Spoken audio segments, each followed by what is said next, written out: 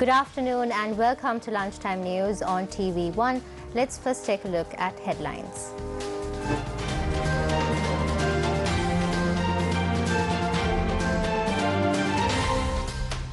Zaharan's brother-in-law arrested. Non-academic staff at universities commence strike action. Academic activities hampered. Details of suspects who hijacked a van in Mattegoda revealed. 6 Indians under the custody of the Navy, along with 2,379 kilograms of BD leaves.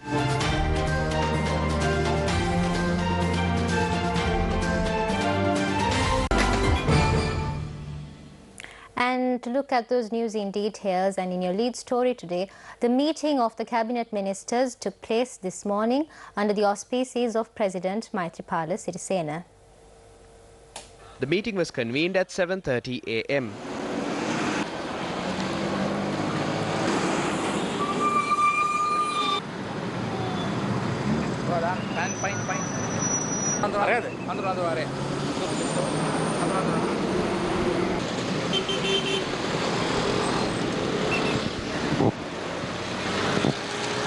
Minister Gamini Jayavikrama Pereira spoke to the media following the event.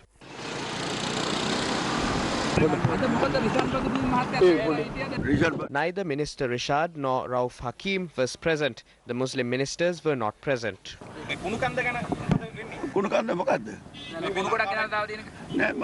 No, I am not aware of it. The law will take steps to send it back. There were cabinet papers today as well from the Environment Ministry.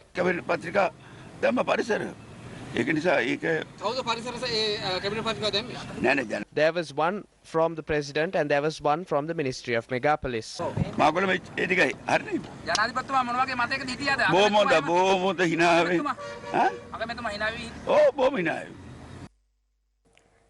Supreme Court ordered the Sri Lanka Medical Council to register 82 CITEM graduates in order to facilitate them to practice medicine.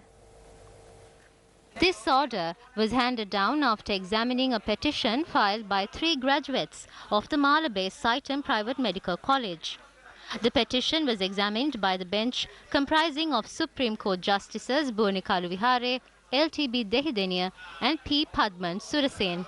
Accordingly, the Supreme Court ordered the SLMC to register the students within a period of 3 weeks. Operations of universities have been hampered as a result of the token strike being carried out by non-academic staff. They launched this strike citing 11 demands, including removal of salary anomalies. Co-chairman of the University Joint Trade Union Committee, Dhammika Priyantha, said if authorities do not resolve their demands, they will take steps to launch a continuous strike action. Educational activities at the University of Colombo is currently being carried out as usual.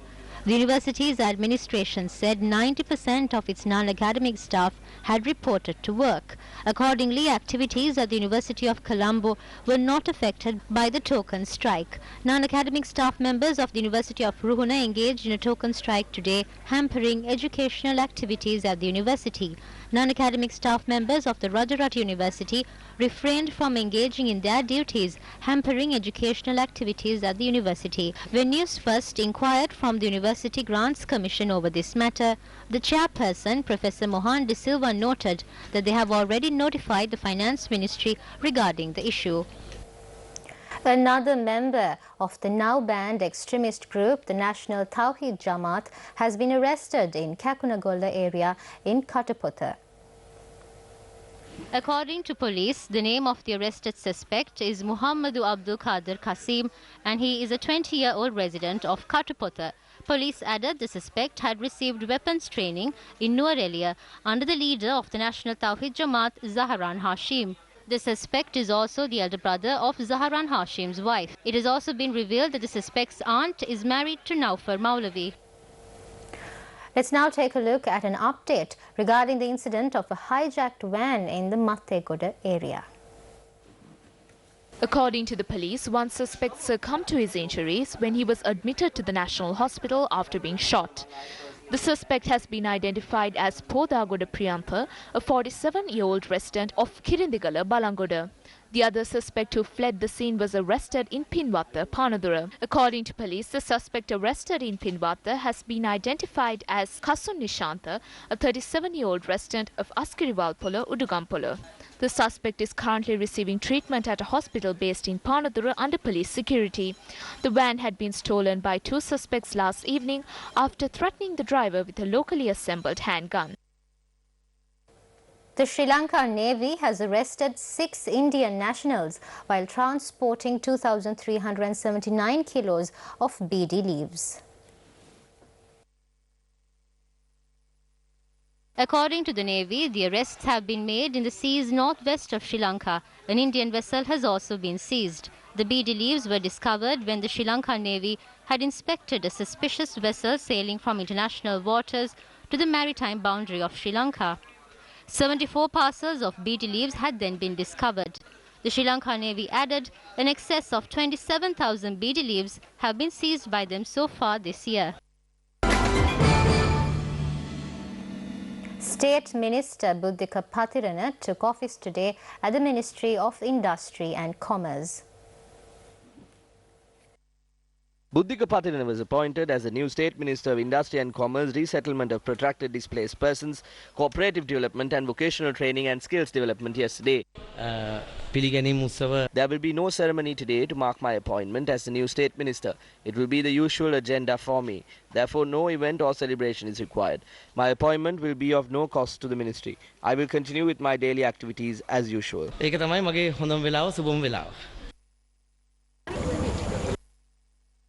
Meanwhile, the new Nila 7 office was opened in Katuangoda, Matara yesterday under the auspices of State Minister Buddhika Pathirana. The services of the Gram Seva officers, Economic Development officers and Samurdhi Development officers can be obtained under one roof from the Nila 7 office. The people of the villages await the arrival of the Gammadda teams who go in search of the voiceless, giving them an opportunity to shed light on the problems they face. They tell us their grievances as the responsible authorities turn a blind eye on these people and they have no choice but to face these battles alone.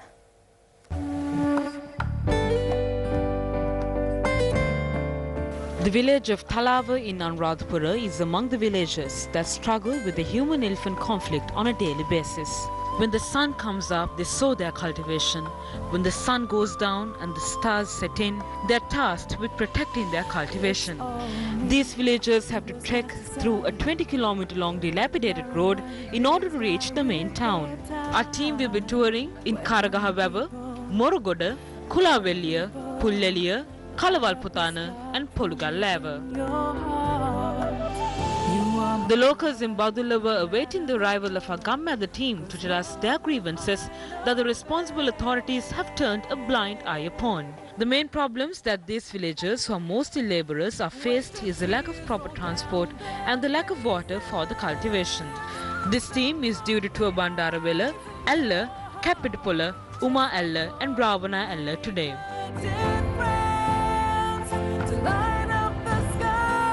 The villages in the Batiklo district are suffering due to the lack of water and proper lodgings. They're not asking for luxuries, they're merely asking for a house to live in. They're asking for water to parch their thirst. This team is due to tour in the villages of Magladithiv, Pattipalai and Wakare.